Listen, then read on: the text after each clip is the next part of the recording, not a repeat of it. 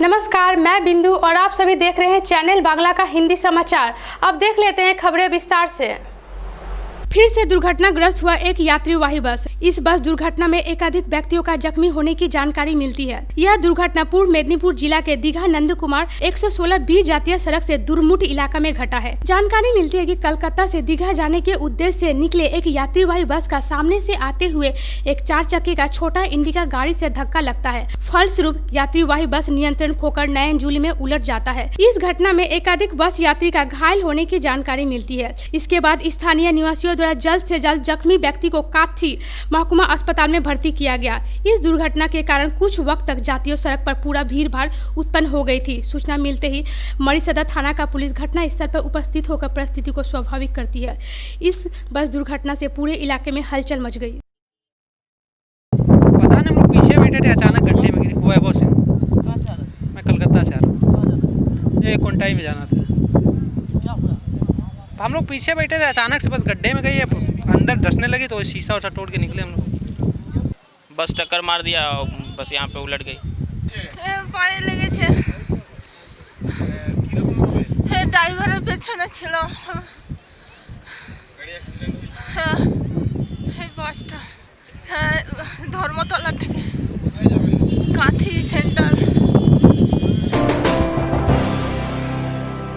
बंगध्वनि यात्रा द्वारा जलपाईगुड़ी शहर के पौरसभा 25 नंबर वार्ड के नेताजी पारा इलाका में बहुत बड़ा जुलूस निकाला गया तृणमूल कांग्रेस के नेता कर्मियों द्वारा।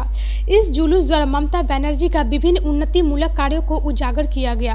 तृणमूल की तरफ से निकाला गया बंगध्वनि यात्रा जुलूस में इस दिन भाग लिए जलपाईगुड़ी पौरसभा के चेयरपर्सन पापिया पाल, शहर ब्लॉक तृणमूल सभापति तपन बनर्जी, तृणमूल का जिला युवा सभापति सैकत चटर्जी, तृणमूल कांग्रेस नेता सोमनाथ पाल सह विभिन्न नेता कर्मी। यह जुलूस शहर के विभिन्न इलाकों से होते हुए गुजरा। जनगण को तृणमूल सरकार का उन्नति मूलक कार्यों के संबंध में अवगत कराने के लिए यह जुलूस निकाला गया। पौरसभा का चेयरपर्सन पापिया पाल कहती है कि पिछले 10 वर्षों से तृणमूल सरकार ने जो उन्नति मूलक कार्य किए हैं उन्हीं को उजागर करने के लिए यह बंगध्वनि यात्रा शुरू किया गया है। आने वाले दिनों में लोगों के घर घर जाकर लोगों को समझाने का कार्य करेंगी।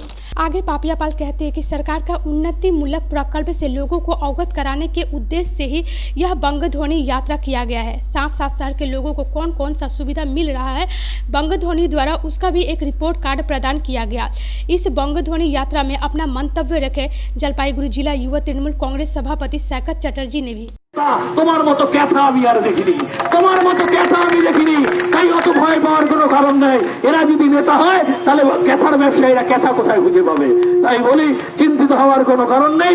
আজকে 25 নম্বর ওয়ার্ডে তৃণমূল যুব কংগ্রেসের যুবক যুবতীর উদ্বেলিত ভিড় প্রমাণ করেছে, উদ্বেলিত ভিড়, আমি দায়িত্বের সাথে বলছি, প্রমাণ করেছে তৃণমূল কংগ্রেস 25 নম্বরে সর্বশক্তিমান রাজনৈতিক দল, শহরে সর্বশক্তিমান রাজনৈতিক দল। আর মনোরঞ্জন দিয়ে সুস্থ হয়ে আসবে, আলিপুরদুয়ার ফিরবে, আর বিজেপি নেতারা তখন সব আলিপুরদুয়ার ছেড়ে অন্যান্য কোথাও যাবে। এটাই ভবিতব্য। গুলি গোলা চালিও না, গুলি চালালে তৃণমূল কংগ্রেস কিন্তু রসগোল্লা ছুড়বে না। নিজের গুন্ডা বিহার থেকে এনে শটগান, ছড়া, রাইফেল, যেটা পুলিশ ব্যবহার করে না, আর মৃতদেহ 3 দিন আটকে রাখলো।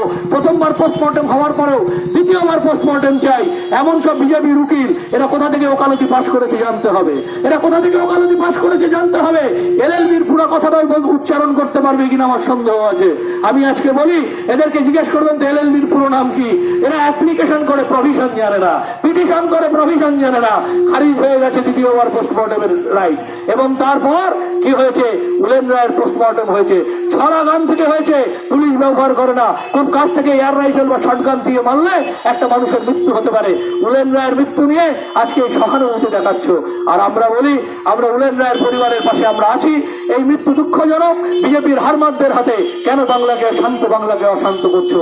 এই বাংলা রবীন্দ্রনাথ বিবেকানন্দের বাংলা, এই বাংলা ঠাকুর রামকৃষ্ণ দেবের বাংলা, এই বাংলা ঠাকুর পঞ্চাননের বাংলা, এই বাংলা বিরসা মুন্ডা জঙ্গল সৌতলের বাংলা, এই বাংলা আপামর আবাল বৃদ্ধ বনিতার বাংলা, এই বাংলা সর্বোপরি এখন মমতা বন্দ্যোপাধ্যায়ের বাংলা। प्रत्येक दिन के बाद दिन बीजेपी कर्मियों के ऊपर हमला कर रहा है तृणमूल। बीजेपी कर्मियों को मार रहा है और उन कर्मियों के नाम पर ही केस कर रहा है तृणमूल। इस प्रतिक्रिया का जवाब देते हुए बीजेपी के राज्य सभापति दिलीप घोष कहते हैं कि जिस दिन सच में मारना शुरू करूंगा उस दिन बैंडेज लगाने का भी जगह नहीं रहेगा, यहां तक कि अस्पताल में भी स्थान नहीं मिलेगा, बाहर ही बेड लगाना पड़ेगा। शनिवार दक्षिण 24 परगना के भांगर के बामन घाटा में चाय पर चर्चा कार्यक्रम में भाग लेते हुए यह मंतव्य किए राज्य बीजेपी के सभापति। इसके अतिरिक्त तरह तरह का तृणमूल कांग्रेस एवं वर्तमान राज्य सरकार पर कटाक्ष किए दिलीप घोष।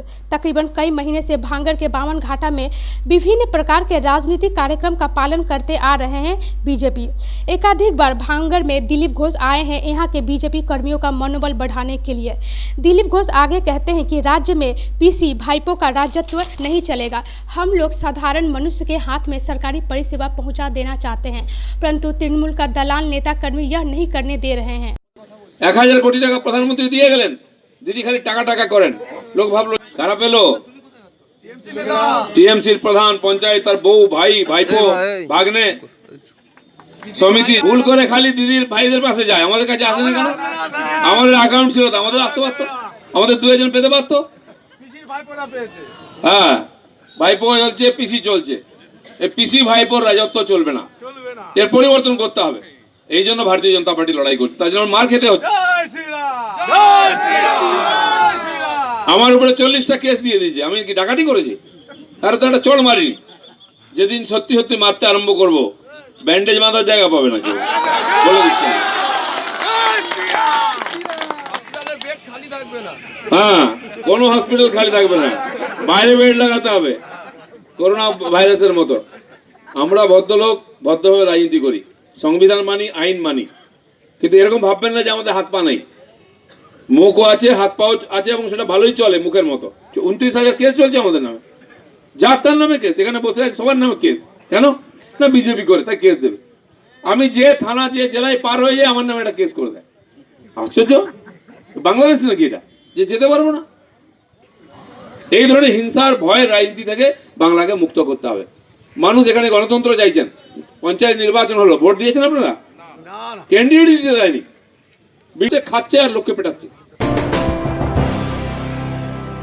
हाई कमांड के निर्देश के बाद ही निर्वाचनी कौशल शुरू किए वाम कांग्रेस नेतृत्व। उत्तर बंगाल के 4 आसन को एक प्रकार जीत के लिए निश्चित करने के लिए बड़े दिन के अवसर पर खास बैठक किए अशोक भट्टाचार्य एवं शंकर मालाकर। पॉलिट ब्यूरो एवं कांग्रेस के हाई कमांड के निर्देश के बाद ही आसन्न विधानसभा, पौरसभा एवं महाकुमा परिषद को लेकर एक साथ प्रचार पर उतरे कांग्रेस एवं वाम दल। मुख्य रूप से राज्य में तृणमूल सरकार एवं बीजेपी को रोकने के लिए ही उनका यह जोड़ी तैयार हुआ है, कहकर जानकारी दिए वाम कांग्रेस नेतृत्व। शुक्रवार सिलीगुड़ी के अनिल विश्वास भवन में एक प्रशासनिक बैठक किए वाम विधायक अशोक भट्टाचार्य, जीवेश सरकार, कांग्रेस विधायक शंकर मालाकार सह दोनों दल के नेता। बैठक के शेष में विधायक अशोक भट्टाचार्य कहते हैं कि उन लोगों का यह प्राथमिक बैठक होने से भी आने वाले दिनों में उनके आंदोलन का विभिन्न रूपरेखा तैयार किया गया है। फिलहाल 30 दिसंबर पौरसभा एवं महकुमा परिषद का निर्वाचन की मांग को लेकर महकुमा शासक को एक स्मारक लिपि दिया जाएगा। साथ साथ सिलीगुड़ी में 2 दलों का उच्च नेतृत्व की उपस्थिति में जनसभा किया जाएगा, कहकर जानकारी दिए अशोक भट्टाचार्य। दूसरी तरफ जोट संघी को लेकर जीत के लिए 100% आशावादी है, कहकर जानकारी दिए कांग्रेस विधायक तथा प्रदेश कांग्रेस के कार्यकारी सभापति शंकर मालाकर। আমরা আজকে যেটা আলোচনাটা করলাম তো সিপিআইএম এবং কংগ্রেসের মধ্যে, কিন্তু চূড়ান্ত আলোচনা হবে বামফ্রন্টগতভাবেই আলোচনাটা হবে কংগ্রেসের সাথে। তাতে আমরা আজকে একটু বেশি জোর দিলাম কিছু আন্দোলন সংগ্রামের কর্মসূচি, যৌথ কর্মসূচি নেওয়া শুরু হবে অবিলম্বে পৌরসভা নির্বাচন এবং গ্রামাঞ্চলে মহকুমা পরিষদের নির্বাচন। এই নির্বাচন করতে হবে, এই দাবিতে আমরা একটা ডেপুটেশন দরকার পড়ে, পরবর্তীকালে আন্দোলন আর ব্লক ভিত্তিক ডেপুটেশন।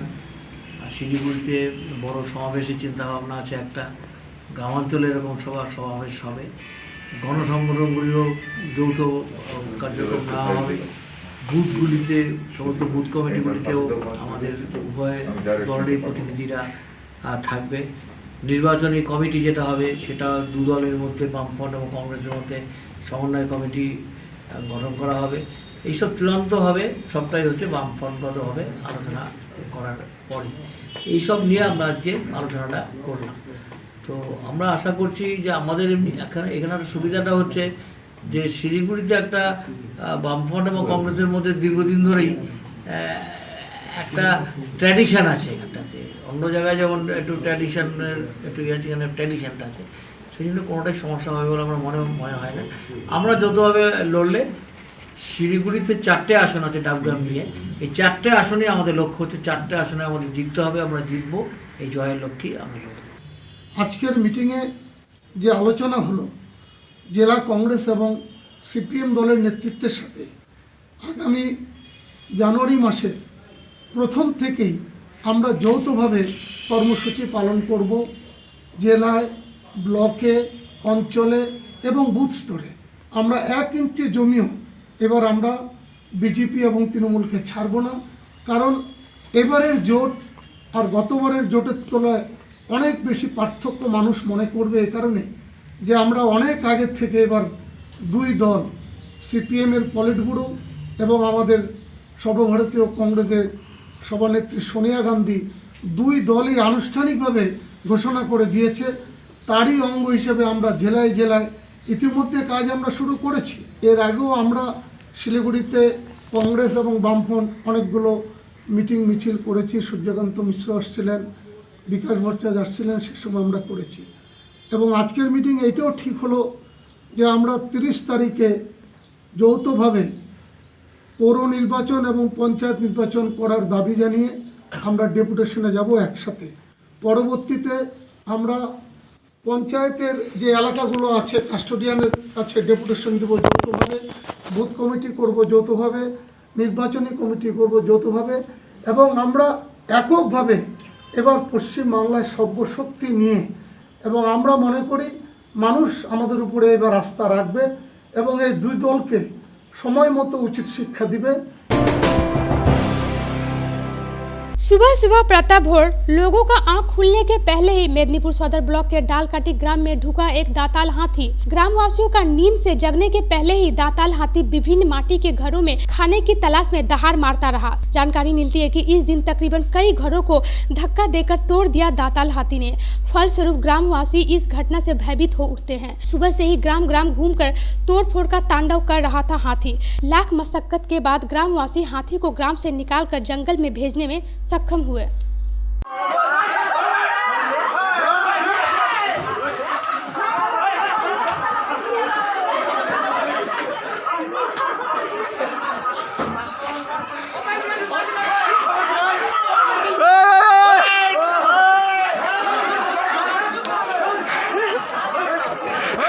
ঘোড়া ঢুকে গেছে।